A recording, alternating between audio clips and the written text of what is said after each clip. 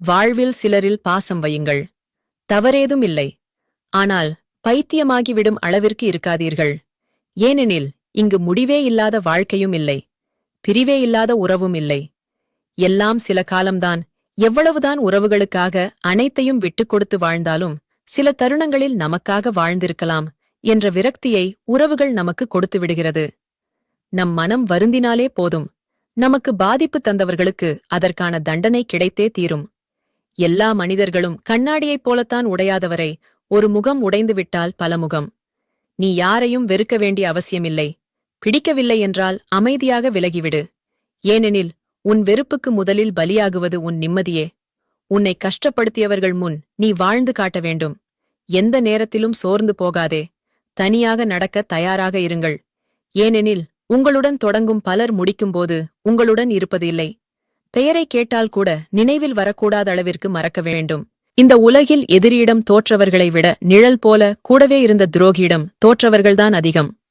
நீங்கள் நினைத்துக் கொண்டிருக்கிறீர்கள், நாம் இதயத்திலிருந்து அன்பை கொடுக்கிறோம், நமக்கு யாரும் துரோகம் செய்ய மாட்டார்கள் என்று. நீங்கள் உங்கள் இதயத்தையே எடுத்துக் கொடுத்தாலும் உங்களுக்கு துரோகம் செய்ய வேண்டும் என்று முடிவெடுத்தவன் தருணம் பார்த்து உங்கள் முதுகில் குத்தத்தான் செய்வான்.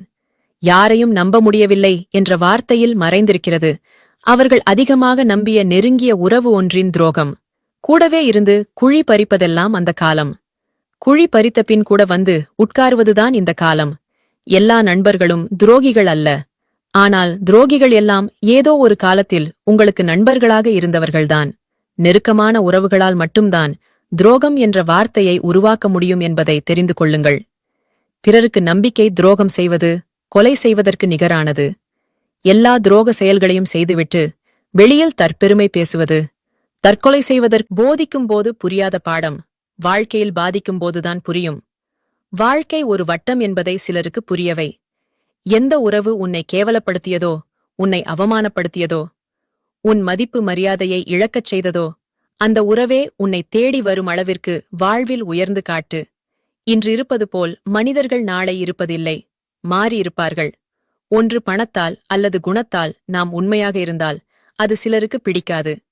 வேஷமில்லாத அன்புக்கு தான் வலியும் வேதனையும் சற்று அதிகமாகவே கிடைக்கும்.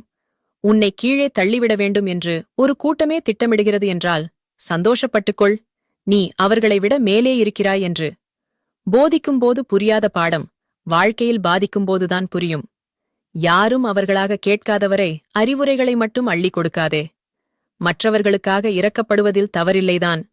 ஆனால் நீங்கள் ஆடாக இருக்கும் பட்சத்தில் உங்களுக்காக வருந்துவது முட்டாள்தனம் என்பதை புரிந்து கொள்ளுங்கள்.